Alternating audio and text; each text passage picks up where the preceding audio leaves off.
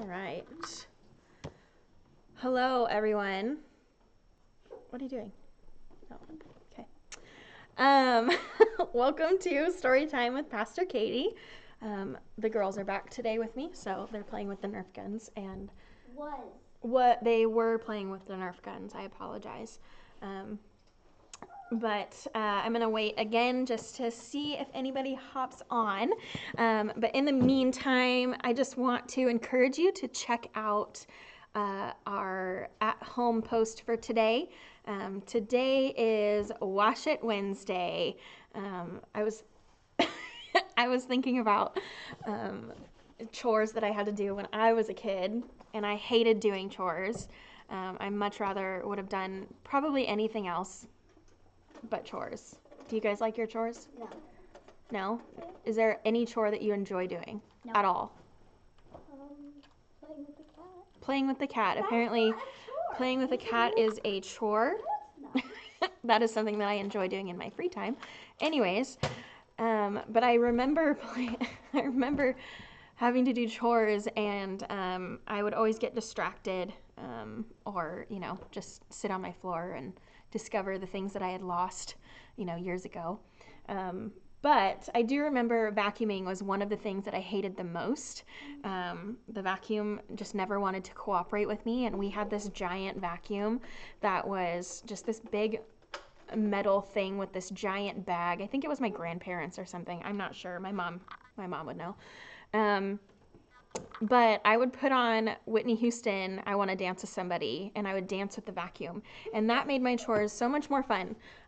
So today I have posted something to make chores just a little bit more fun for the kiddos. It's a version of musical chairs, but with rooms. And so you are going to be rotating your chores with music. Check it out. It's pretty cool, I think. I would have liked it, I think, if I had siblings that I could share my chores with. But anyways, we're just going to wait probably about a minute and a half before we get started. Your birthday's not then. Why can't it be? I guess that's April 1st, so April Fools. We got a bunch of jokers today.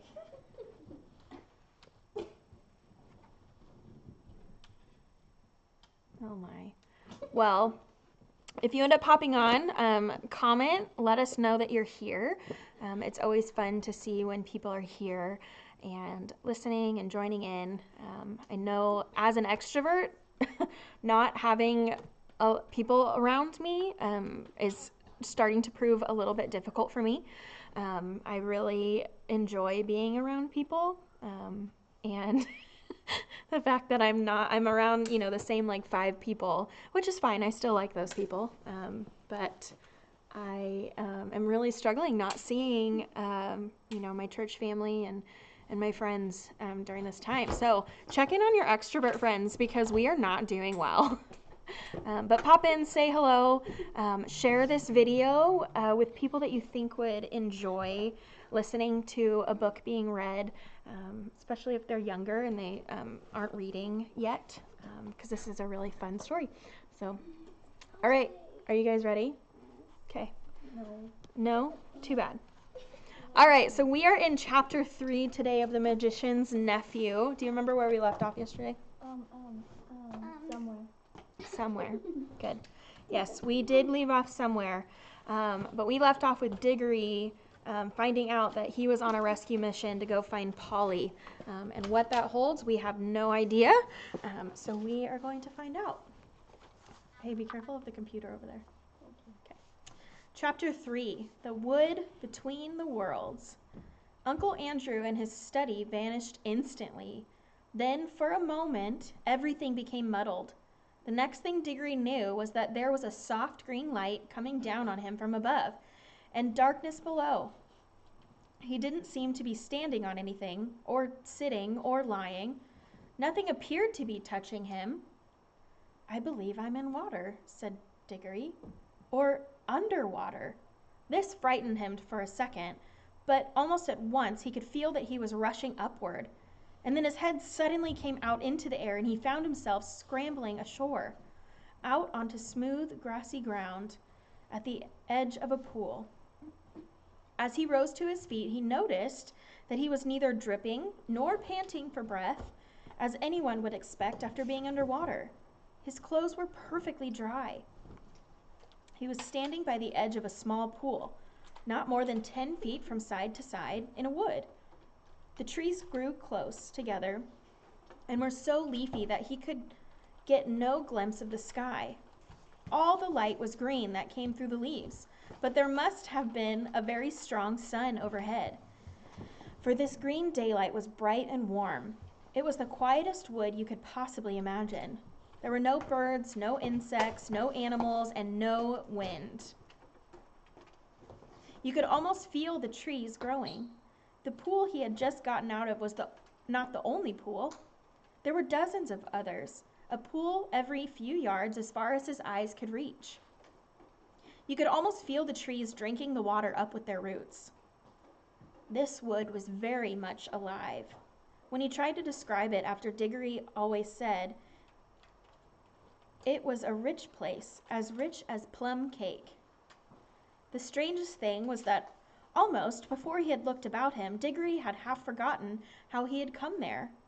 At any rate, he was certainly not thinking about Polly or Uncle Andrew or even his mother. He was not in the least frightened or excited or curious. If anyone had asked him, "Where did you come from?" he probably would have said, "I've always been here." That was what it felt like. As if one had always been in that place and never been bored, although nothing had ever happened. As he said long afterwards, it's not the sort of place where things happen. The trees go on growing, that's all. After Diggory had looked at the wood for a long time, he noticed that there was a girl lying on her back at the foot of a tree a few yards away. Her eyes were nearly shut, but not quite, as if she were just between sleeping and waking. So he looked at her for a long time and said nothing. And at last she opened her eyes and looked at him for a long time, and she also said nothing. Then she spoke in a dreamy, contented sort of voice. "I think I've seen you before," she said. "I rather think so too," said Diggory. "Have you been here long?" "Oh, always," said the girl. "At least, I don't know, a very long time." "So have I," said Diggory. "No, you haven't," said she. "I just seen you come up out of that pool." "Yes, I suppose I did," said Diggory with a puzzled air. "I'd forgotten." Then for quite a long time neither said any more.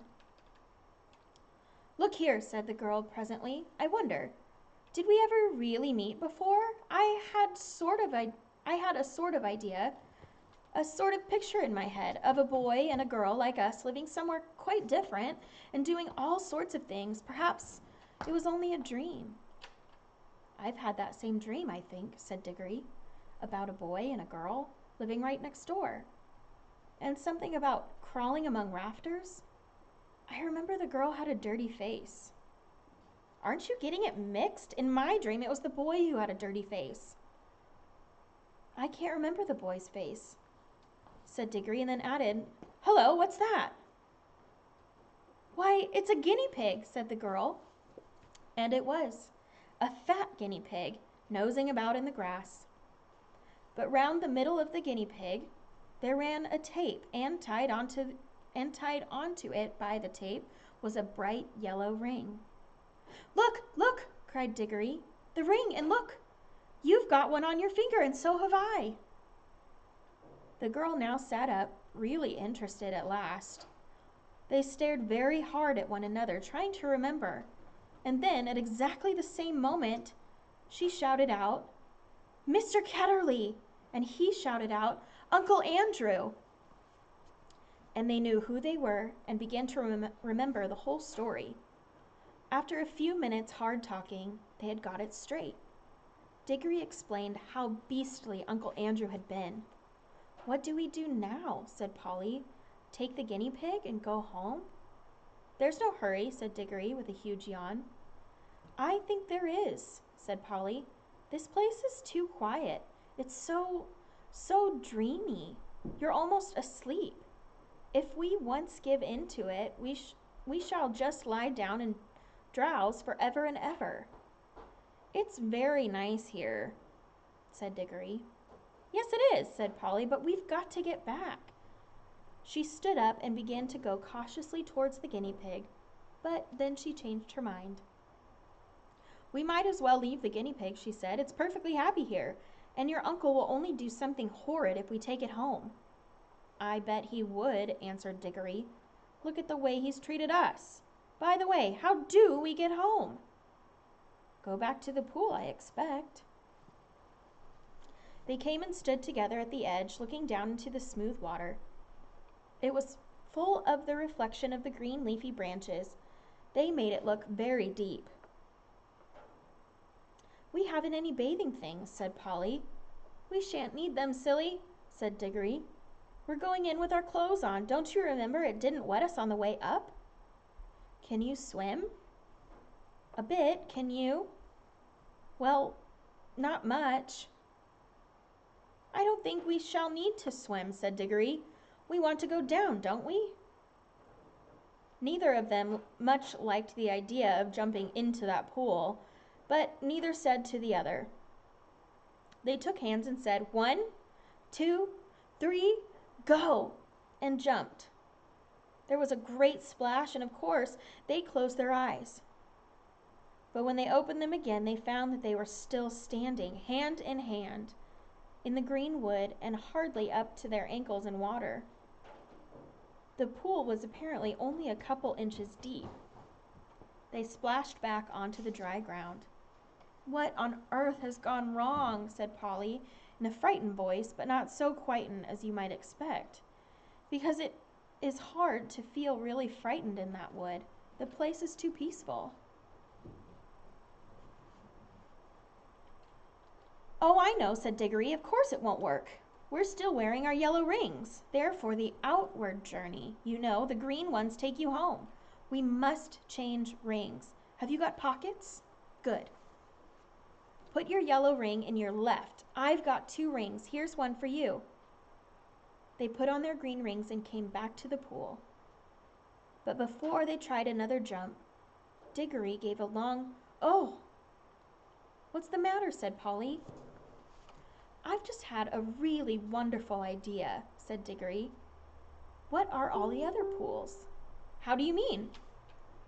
Why, if we can get back to our own world by jumping into this pool, mightn't we get somewhere else by jumping into one of the others?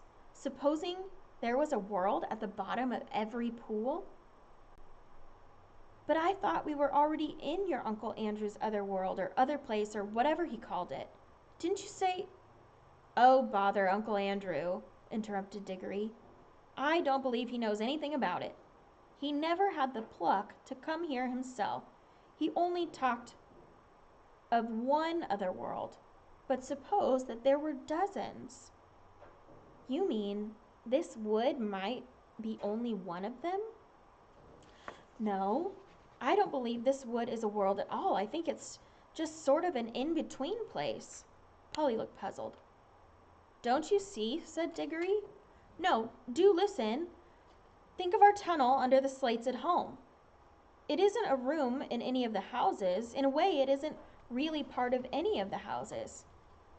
But once you're in the tunnel, you can go along it and come to any of the houses in the row. Mightn't this wood be the same?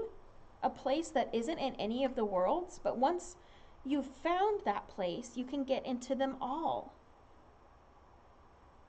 Well, even if you can, began Polly, but Diggory went on as if he hadn't heard her. And of course that explains everything, he said. That's why it is so quiet and sleepy here. Nothing ever happens here. Like at home, it's in the houses that people talk and do things and have meals. Nothing goes on in the in-between places like the walls and above the ceilings and under the floor or in our own tunnel. But when you come out of our tunnel, you may find yourself in any house. I think we can get out of this place into jolly well anywhere. We don't need to jump back into the same pool we came up by, or not just yet. The wood between the worlds, said Polly dreamily. It sounds rather nice. Come on, said Diggory. Which pool shall we try? Look here, said Polly. I'm not going to try any new pool till we've made sure that we can get back by the old one. We're not even sure if it'll work yet. Yes, said Diggory. And get caught by Uncle Andrew and have our rings taken away before we've had any fun? No thanks. Couldn't we just go part of the way down in our own pool, said Polly, just to see if it works? Then if it does, we'll change rings and come up again before we're really back in Mr. Ketterling's study. Can we go part of the way down? Well, it took time coming up. I suppose it'll take a little time going back. Diggory made rather a fuss about agreeing to this. But he had to in the end because Polly absolutely refused to do any exploring in the new worlds until she had made sure about getting back to the old one. She was quite as brave as he about some dangers, wasps for instance. He was not so interested in finding out about things that nobody had ever heard of before. For Diggory was the sort of person who wants to know everything, and when he grew up he became the famous Professor Kirk, who comes into other books. After a good deal of arguing, they agreed to put on their green rings. Green for safety, said Diggory, so you can't help remembering which is which. And hold hands and jump. But as soon as they seemed to be getting back to Uncle Andrew's study, or even to their own world, Polly was to shout, change, and they would slip off their rings and put on their yellows. Diggory wanted to be the one that shouted change, but Polly wouldn't agree.